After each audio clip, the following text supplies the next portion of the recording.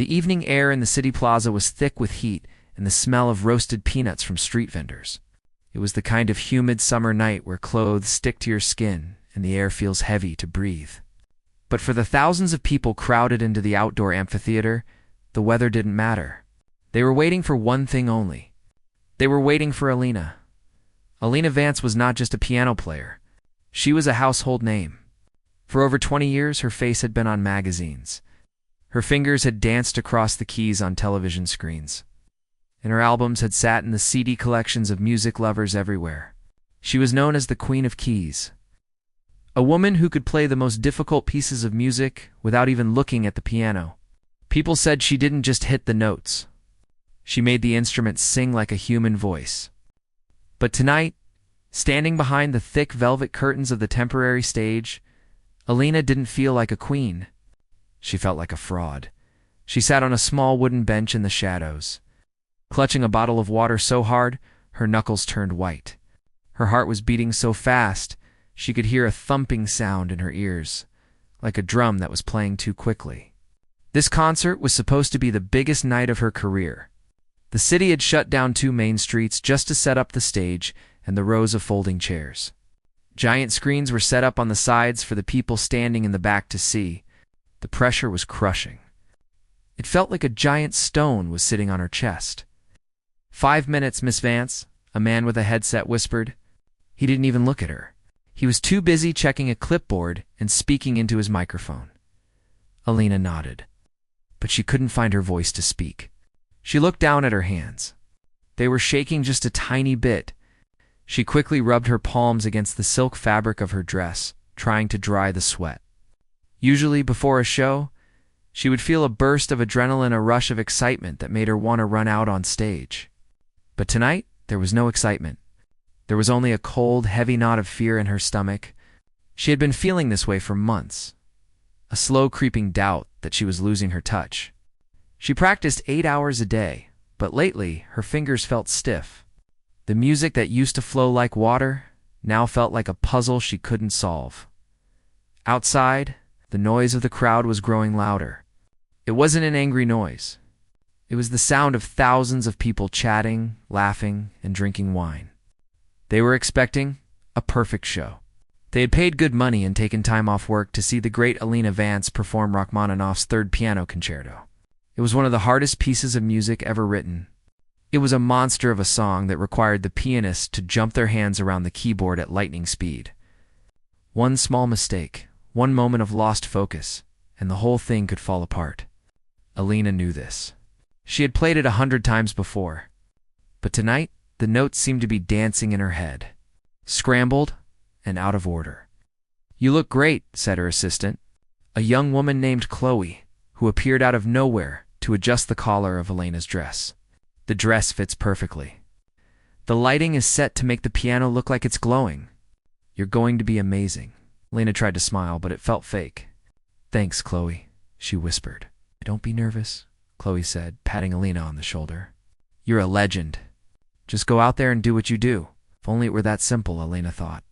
As soon as Chloe walked away, the pit in Alina's stomach grew deeper. She wasn't afraid of the piano. She was afraid of the people.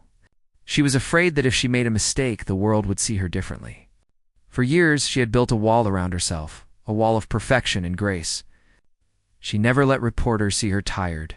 She never let the audience see her struggle. She was the robot who played beautiful music. But tonight, the wall felt very thin. Suddenly, the lights in the plaza dimmed. The chatter of the crowd died down like a flame that had been snuffed out. A spotlight hit the center of the stage, cutting through the darkness like a laser. The hum of the air conditioners from nearby buildings seemed to get louder in the sudden quiet. It was time. "Ladies and gentlemen," the announcer's voice boomed over the massive speakers, echoing off the tall buildings around them. "Welcome to the Summer Gala. Please welcome the one, the only, Alina Vance." The applause was deafening. It started as a clapping and then turned into a roar. It was a wall of sound coming from 5,000 people. Alina stood up. Her legs felt heavy like they were made of lead. She took a deep breath, filling her lungs with the hot air, and began to walk toward the curtain. As she stepped through the heavy fabric and into the bright light, the brightness momentarily blinded her. She couldn't see the crowd, only a sea of darkness beyond the glare. But she could feel them. She could feel their eyes on her. She walked across the stage, her high heels clicking on the wooden floor. The grand piano sat there waiting for her, a shiny black beast with its lid open. Showing off the strings inside, Alina reached the piano and sat down on the bench. She adjusted the height, a ritual she had done 1,000,000 times. She took a handkerchief from her sleeve and wiped her hands one last time. She could feel the sweat trickling down her back. She looked out at the crowd, but her eyes couldn't focus on any single face. It was just a blur of anticipation. She placed her fingers on the keys. They felt cold and smooth. She knew the first note by heart. She didn't need the sheet music for that. She was supposed to play with passion, with fire, with the intensity of a storm. But as she sat there, the only thing she could think about was how much she wanted to be anywhere else. She wanted to be at home in her pajamas, sitting on her couch with a cup of tea. She wanted the noise to stop, but it was too late. The world was watching. Alina closed her eyes for a fraction of a second, blocking out the lights, and forced her hands to move. She struck the first chord. The sound rang out loud and clear, cutting through the humid air. Then she began to play. The famous, terrifying opening melody of the concerto filled the plaza. It was fast, heavy, and demanding. For the first 2 minutes, her fingers remembered what to do. They flew across the keys, hitting the right notes at the right time. The music was loud and powerful, washing over the crowd. People in the front row stopped shifting in their seats. The critics in the back row put down their pens and listened. It seemed for a brief moment that the night was going to be exactly what everyone hoped it would be. But inside, under the spotlight, Alina was holding her breath, waiting for the other shoe to drop. For a brief moment, the music seemed to be working. The opening was loud and aggressive, just as the composer intended. Alina's hands were a blur of motion. Jumping from the low end of the keyboard to the high end with speed that shocked the audience, the people in the front rows were leaning forward, mesmerized by the sheer physical force of her playing. It looked effortless, the way her wrists moved and her fingers struck the ivory keys. The sound was huge, booming through the speakers set up around the plaza, bouncing off the glass buildings that towered above them. It felt like a victory. For those first few minutes, the knot in Alina's stomach began to loosen just a little. She thought, maybe I can do this. Maybe the doubt was just in my head. But playing the piano at this level is like walking a tightrope without a safety net. It requires absolute focus. Every single millisecond counts. One moment of distraction, one tiny slip in concentration, and the whole structure can come crashing down. The piece she was playing was notoriously difficult. It wasn't just about hitting the right notes. It was about maintaining a complicated rhythm while the hands were doing completely different things. It was a mental workout as much as a physical one. About 10 minutes into the performance, Kana was deep in the hardest section of the first movement. Her left hand was playing a booming, rhythmic pattern in the bass, while her right hand was zipping up and down the scales, playing a melody that was supposed to sound like a waterfall of sound. The humidity in the air was making the keys feel sticky. She had to lift her fingers higher than usual to make sure they didn't get stuck. Her arms were starting to ache, but she pushed through the pain. She was focused, or so she thought, until technology betrayed her. Without any warning, a high-pitched screeching sound pierced through the air. It wasn't a musical sound. It was the terrible noise of electronic feedback. It was like a scream from a microphone that was turned up too loud. It lasted only a second, but it was sudden and violent, like a physical slap in the face. The sound system cut out for a split second, creating a weird vacuum of silence, and then the screech happened again. Louder this time. Elena's body reacted before her brain could process what was happening. She was a human being, not a machine. When that loud, sharp noise hit her ears, she flinched. Her shoulders hunched up, her head jerked to the side, and most importantly, her hands lost their place on the keyboard. It was a reflex, a natural instinct to pull away from something that hurts your ears. Her right hand, which was in the middle of a very fast and complicated run of notes, slipped. Instead of hitting the smooth white keys, her thumb slammed into the crack between two keys, and her pinky missed the key entirely. A jarring, ugly thud echoed through the speakers instead of the clear high note that was supposed to be there. It sounded like a wrong doorbell ringing in the middle of a symphony. The feedback stopped instantly, cut off by a sound engineer somewhere in the back. But the damage was done. The music had been broken. The spell was shattered. Alina tried to recover. She knew she was supposed to jump right back into the rhythm, to pretend nothing had happened and keep the flow going. But her brain, which had been running on autopilot, suddenly froze. The music wasn't just notes to her. It was a structure, a building she was constructing in real time. When she missed those notes, the foundation of the next few measures crumbled. Her mind went completely blank. She stared at the keys, but they looked like strangers to her. She couldn't remember what came next. Was it a chord? Was it a rest? Was her left hand supposed to be loud or soft?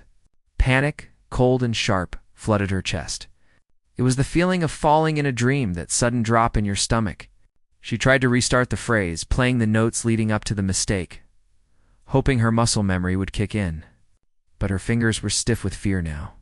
Instead of the smooth, flowing passage, she played a halting, clumsy version of it. It sounded like a student who was learning the song for the first time, fumbling over the difficult parts. She hit a wrong note, then another one. The music wasn't beautiful anymore.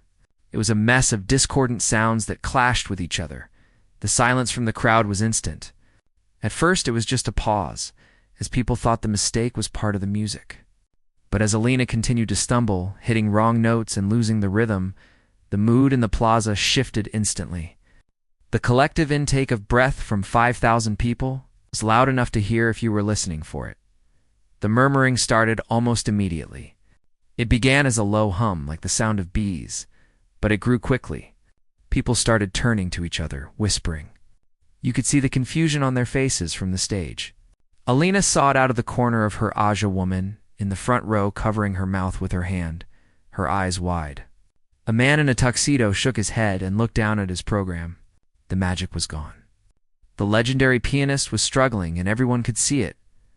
Alina's face felt incredibly hot. A wave of embarrassment washed over her, starting at her neck and going all the way to the roots of her hair. She felt exposed, like she was standing on stage without her clothes on. The years of training, the fame, the respect, it all felt like it was dissolving in the humid night air. She was no longer the queen of keys. She was just a woman who couldn't play the song. The murmuring got louder. It wasn't just whispering anymore.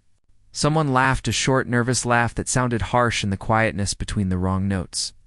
Then someone else coughed loudly, a sound of annoyance. People were shifting in their seats, the rustle of fabric adding to the noise. A few people near the back pulled out their phones, likely thinking this was something worth recording, not because it was good, but because it was a disaster. Alina tried to take a deep breath to calm down, but her throat was tight. She thought about stopping. She thought about just standing up, bowing, and walking off the stage. It would be humiliating, but it would stop the torture. But she couldn't make herself do it. She was frozen. Her hands were still hovering over the keys, shaking visibly now. She played another chord, but it was totally wrong. It sounded dissonant and ugly, clashing with the silence that had taken over the plaza. The conductor of the orchestra, who had been sitting quietly, looked at her with a mixture of pity and confusion. He didn't know whether to stop the music or wait for her. The orchestra musicians had stopped playing as soon as she faltered, leaving her alone in the spotlight. The silence that followed her wrong notes was heavy and suffocating. It felt like the air was being squeezed out of the space. In that moment, time seemed to slow down. Alina could hear every little sound, the wind blowing through the trees, the distant siren of a police car, the shuffling of feet in the crowd. She felt small. All the applause from earlier felt like a lie. She felt like she had tricked these people into thinking she was perfect, and now the truth was out. She was a fraud, and she was failing in the most public way possible. The internal voice in her head, the one that had been whispering doubts for months, started screaming at her. See, it said, Asterisk, you knew this would happen. You're not good enough anymore. You're finished. Asterisk, it was a cruel, relentless voice. She felt tears stinging the corners of her eyes, but she blinked them away rapidly. She couldn't cry here. Not yet. She sat there for what felt like an eternity, but was probably only 10 seconds. Her fingers were poised over the keys, ready to play the next note, but her brain refused to send the signal. The audience was restless now. The mood had turned from confusion to impatience. They wanted music, not this awkward, painful silence. They wanted the show they paid for. Alina realized that she couldn't keep going the way she was. She couldn't force the Rachmaninoff. It was too late. The structure was broken. She had hit a wall, and the wall had one. The silence that filled the plaza was heavy, like a thick fog that wouldn't move.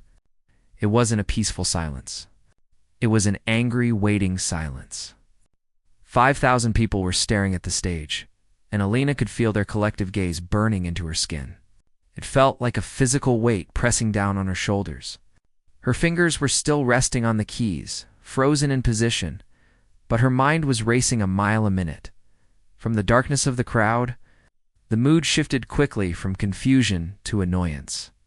The polite patience that the audience had held on to for the first few seconds began to crumble. Someone near the front let out a loud, dramatic sigh that echoed in the amphitheater. A few rows back, a man shouted something that sounded like, "Play something," though it might have been, "Come on." It was hard to hear exactly, but the tone was unmistakable. The people were getting restless. They had come for a show, and instead, they were watching a car crash in slow motion. Elena's heart was hammering against her ribs so hard it actually hurt. Each beat was a painful reminder that she was still alive and still stuck in this moment.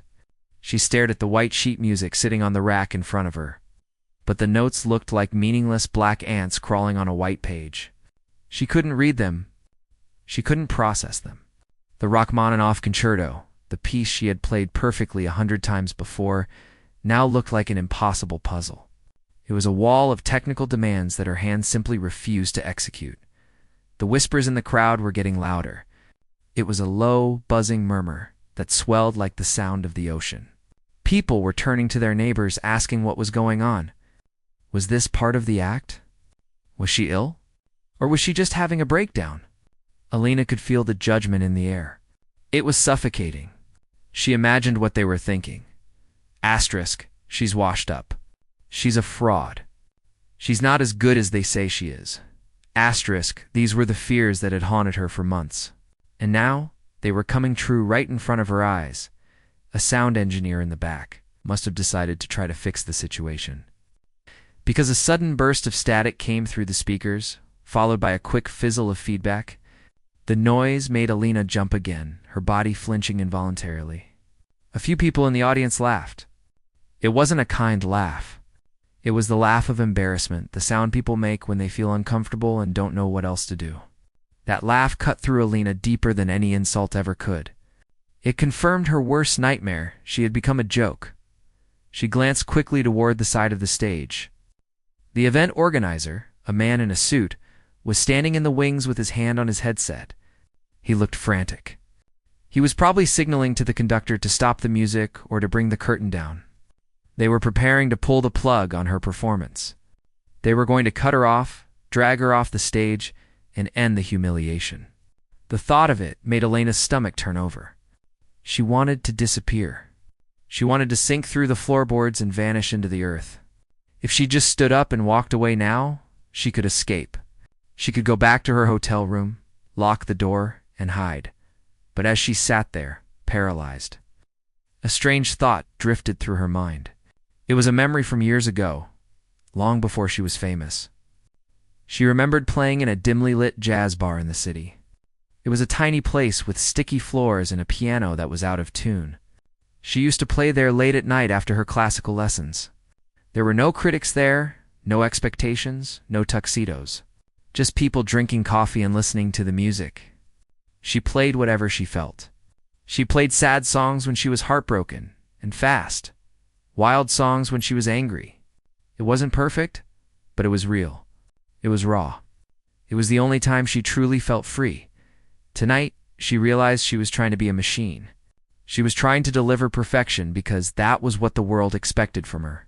She thought she had to be flawless to be loved. But perfection is a cage. It's a trap. And now, the cage had broken, and she was exposed. She had failed at being a machine.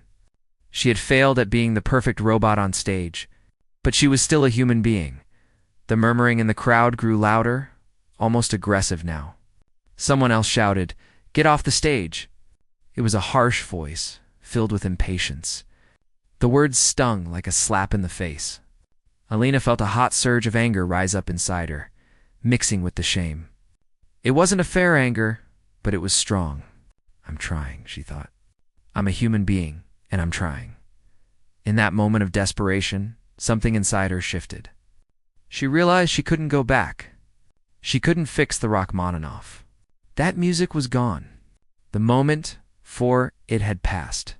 If she stayed here trying to force her fingers to play those impossible notes, she would just keep failing. The humiliation would never end. She had two choices. She could stand up, bow her head, and walk away in shame, letting the critics write their scathing reviews tomorrow morning. Or she could play. She could play something else. She could stop trying to be the legend and start being the woman. She was in that smoky jazz bar all those years ago. Alina took a deep, shaky breath. It was the hardest breath she'd ever taken. She felt like she was breathing underwater. She ignored the sheet music on the stand. She didn't need it. She didn't need the complex maps of notes that told her where to go. She closed her eyes for a second longer than a blink, shutting out the glaring lights and the expectant faces. She blocked out the man shouting and the sound engineers whispering. She turned her ears inward, listening to her own heartbeat. "Just play," a voice inside her whispered. It was a quiet voice, barely audible over the screaming in her head. Just play something true. Slowly, deliberately, Alina lifted her hands from the keyboard. For a second, they hovered in the air, trembling slightly. She was acutely aware that everyone was watching her. The tension in the air was tight enough to snap. The conductor was watching her, waiting for a signal to stop. The crowd was watching, waiting for her to fail. She made a decision. She wasn't going to play the concerto. She wasn't going to play the music they paid for. She was going to play the only thing she had left. Her pain. Her hands came down on the keys again. But this time, she didn't strike the loud, crashing chords of the Rachmaninoff. She didn't try to impress anyone with speed or volume. Instead, her left hand pressed down on a low, deep bass note. It was a dark, heavy note that vibrated through the floorboards. It wasn't a note from a classical song. It was a note from the blues. Alina began to play. It was a simple melody, achingly slow. It wasn't the technical sprint that the audience was expecting. It was a walk, not a run. The sound was rough and unpolished. It wasn't clean. It was gritty. She played a melody that sounded like a cry for help, a line of notes that climbed slowly up the scale and then fell back down, sighing into the darkness. For a split second, the noise in the crowd didn't stop. The talking and the laughing continued. But as the melody continued, winding its way through the air like a ribbon of smoke, the atmosphere began to change. The contrast was so sharp. A moment ago, there was chaos and failure. Now, there was this simple, haunting sound. It was so naked, so vulnerable, that it was impossible to ignore. The sound that came out of the piano wasn't clean. It wasn't the polished, perfect tone that Alina was famous for. It was rough around the edges, slightly gritty and filled with a vibration that seemed to rattle the bones of anyone listening. The moment she struck that first low bass note, the energy in the plaza shifted. It was like the air pressure suddenly changed. The crowd didn't know what was happening, but they stopped jeering. They stopped laughing. The sheer unexpectedness of it forced them to pay attention. For the first 30 seconds, Alina played with her eyes closed. She wasn't reading music. She wasn't thinking about technique. She wasn't thinking about where her thumbs were supposed to cross over. She was just letting her hands find their own way. The melody was simple, much simpler than anything she had played in a decade. It was slow and mournful, climbing up the scale like a person trying to climb a hill that keeps getting steeper. It sounded like a conversation someone might have with themselves at 3 in the morning, when they can't sleep, a conversation full of regret and questions. This wasn't classical music anymore. It wasn't Rachmaninoff. It was something else entirely, a mix of blues and a hint of jazz, the kind of music she used to play in those dim, smoke-filled bars before she became a star. Back then, she played for tips and free drinks. She played because she was lonely. She played because she had things to say that she couldn't speak out loud. She had locked that part of herself away years ago, thinking it wasn't professional enough. But now, with her reputation lying in tatters around her, that part of her came bursting out. The beauty of it was that it was flawed. Because she wasn't worrying about being perfect, her playing became incredibly expressive. She pressed down on the keys with a heaviness that made the piano groan. You could hear the wood of the instrument creaking slightly under the strain. She let the notes bleed into each other, not lifting her fingers fast enough to keep them perfectly separate. It created a blurry, emotional sound that wrapped around the audience. The people in the front rows were the first to really hear it. A young man in a hoodie, who had been looking at his phone with a bored expression just a minute ago, slowly put his phone down in his lap. He looked up at the stage, his face scrunching up in confusion at first, and then relaxing into a look of intrigue. Next to him, an older woman with silver hair adjusted her glasses. She had come expecting a technical masterpiece, a display of speed and power. What she was hearing now was the opposite. It was slow and deliberate, but it was pulling her in. There was a magnetic quality to the sadness in the music. The silence began to spread, from the front to the back of the amphitheater. It started as a ripple. Someone in the 10th row shushed their neighbor because they couldn't hear the quiet notes. The person shushed their other neighbor. Within a minute, the thousands of people who had been shifting, coughing, and whispering were dead silent.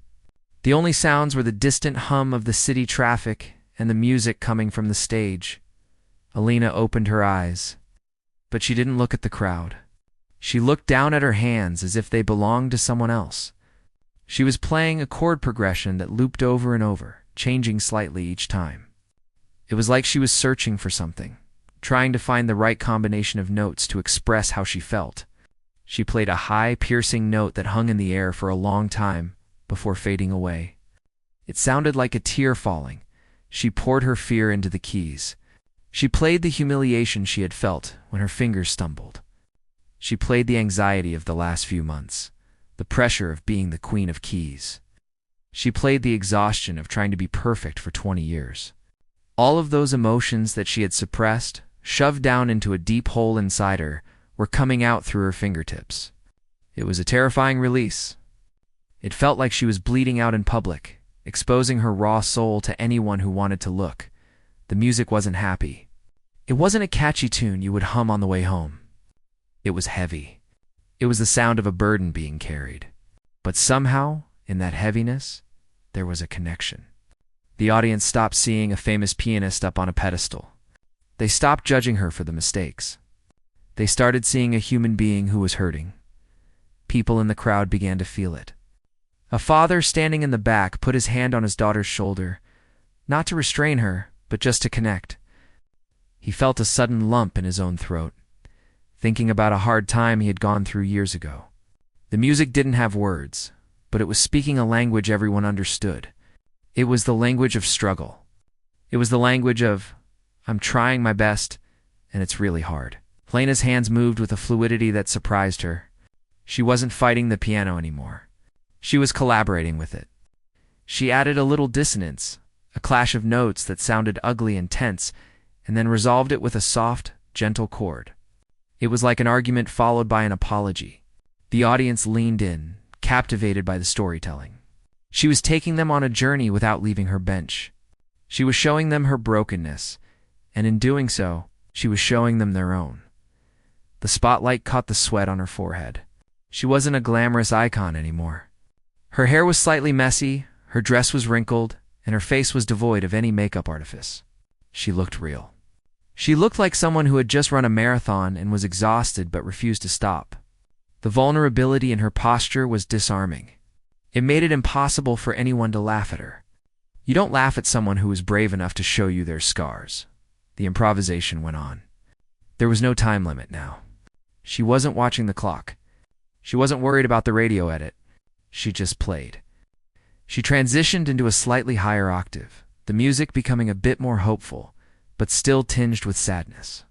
It was the sound of acceptance. She wasn't fighting the failure anymore. She was accepting it.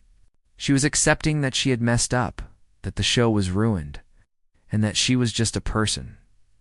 A young couple in the third row stopped holding hands. The man wiped his eye with the back of his hand, trying to be subtle about it. He looked at his girlfriend and saw that she was crying too. They weren't crying because the music was sad. They were crying because it was true. In a world filled with auto-tuned pop songs and curated Instagram feeds, where everyone pretended to have a perfect life, this moment of raw honesty was shocking. It was a relief to witness. The conductor, standing off to the side with his baton lowered, realized that this wasn't a mistake. He watched Alina's face, twisted in concentration and emotion, and he understood. He signaled to the orchestra members to remain still. This was her moment. It wasn't a time for accompaniment. It was a solo confession. The plaza was completely under her spell now. Even the security guards, who usually stood with their arms crossed, looking bored, were watching the stage with soft expressions. The critics, who had been sharpening their pencils to write a scathing review about a washed-up diva, slowly lowered their notepads. You can't critique a person's heart. You can't judge someone for crying. They realized they weren't watching a musical performance anymore. They were witnessing a healing. Alina could feel the change. She couldn't see their faces clearly because of the lights, but she could feel the energy coming from the darkness. It wasn't the aggressive energy of expectation anymore. It was a supportive, gentle energy. It was like the crowd was holding her up, telling her it was okay to keep going. The knot in her stomach, which had been there for months, began to loosen for the first time. She took a deep breath, finally able to breathe properly. She wasn't running away. She was standing there, naked in her truth, and the world hadn't ended. In fact, for the first time in her life, she felt like she was actually being heard. The music didn't end with a loud crash or a final triumphant chord like in a movie. It simply faded away, like the sun dipping below the horizon at the end of a long day. Alina played a few soft, lingering notes in the high register of the piano, each one quieter than the last, until there was nothing left but the vibration of the strings hanging in the humid air. She held her hands above the keys for just a moment, letting the silence take over before slowly lowering them to her lap. For about 3 seconds, there was absolute silence in the plaza. It was the kind of silence that feels heavy, where nobody moves or even breathes too loudly because they don't want to break the spell. The crowd sat frozen, still processing what they had just heard. It was as if Alina had taken all the complicated, messy emotions of being a human being, fear, shame, hope, and resilience, and poured them into the piano. And now that the music was gone, the feelings were still there, floating in the air between the stage and the seats. Then a sound came from the back rows. It started as a single person clapping slowly, rhythmically, but within seconds, it spread. It wasn't the polite, formal clapping you usually hear at a classical concert where people sit and tap their gloves together. This was different. It grew into a roar. 5,000 people stood up almost all at once. The sound was deafening, a wave of noise that washed over the stage. It wasn't just applause. It was a release. The audience was releasing the tension they had felt, channeling it into their hands. Alina sat there on the bench, stunned. She blinked a few times, the bright stage lights blurring her vision. She looked out at the crowd, but she couldn't see individual faces anymore. Just a sea of standing silhouettes against the dark city sky. She saw people wiping their eyes. She saw couples holding on to each other tighter. She saw the critics in the front row, the ones who usually sat with stone-faced expressions. Standing and clapping with genuine emotion, the realization hit her like a warm wave. They weren't clapping because she had played the notes perfectly. She knew she hadn't. They were clapping because she had been brave enough to fail, and then brave enough to come back. They were clapping for the truth. She had shown them her scars, and instead of turning away, they had connected with her. She had tried to impress them with skill for years, but it wasn't until she showed them her vulnerability that she truly reached them. Tears began to stream down Elena's face. She didn't try to wipe them away, and she didn't try to hide them. She wasn't the Queen of Keys anymore. She wasn't the untouchable legend. She was just a woman who had almost given up, but found the strength to keep going. The makeup artist was going to be furious about her running mascara, but Elena didn't care. It felt like the tears were washing away years of pressure and expectation. She slowly stood up from the piano bench. Her legs felt wobbly like jelly, but they held her up. She walked to the center of the stage. The noise of the crowd got even louder as she moved. She bowed deeply, not with the quick, automatic nod she usually gave, but a long, slow bow that meant thank you. She meant it with every fiber of her being. She wasn't just thanking them for listening. She was thanking them for staying, for not walking away when things got bad, and for witnessing her humanity. The conductor walked onto the stage and joined her, clapping for her as well. The orchestra musicians stood up and tapped their bows against their music stands. It was a sign of respect. In the classical music world, where perfection is often valued above all else, this was a rare moment. They recognized that something magical had happened, something that went beyond sheet music and rehearsals. They had seen a colleague strip away her armor and survive. Elena turned to walk off the stage, but the crowd kept cheering. They wouldn't let her leave. She turned back and gave a small, sad smile, pressing her hand to her heart. She pointed out to the audience, acknowledging them. It was a shared moment.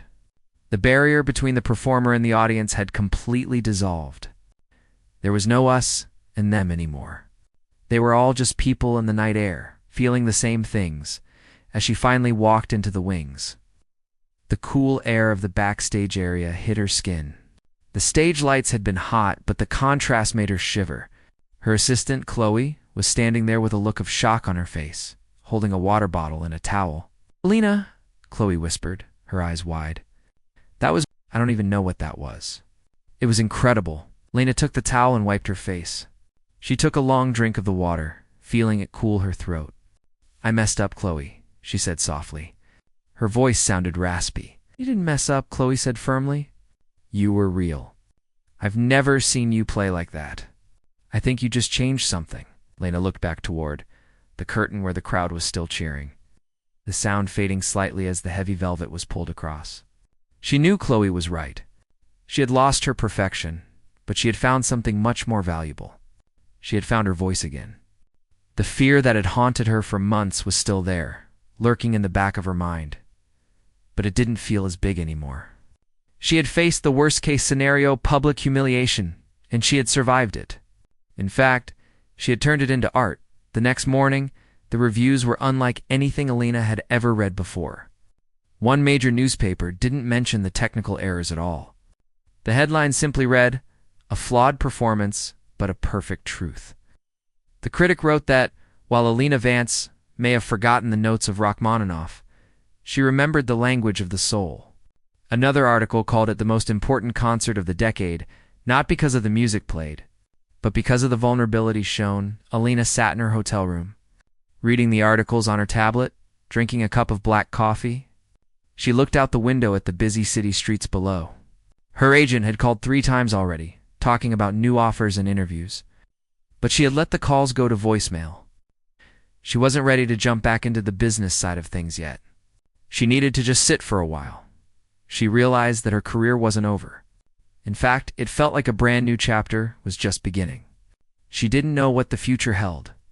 Maybe she would play more small, intimate venues where she could play whatever she felt. Maybe she would try to compose her own music. Maybe she would just take a long vacation. The pressure to be the perfect pianist was gone. She had broken that idol last night in the worst way, and she realized she didn't miss it. Elena stood up and walked over to the small digital piano keyboard she had brought with her on tour to practice in her room. She sat down on the edge of the hotel bed. She didn't put any sheet music on the stand. She just placed her hands on the keys. She played a simple, happy little melody this time. It wasn't sad or dramatic. It was just nice. She made a mistake, a wrong note hand. She laughed. It was a genuine, light laugh. She didn't stop to fix it. She just kept playing. It didn't matter. She was free.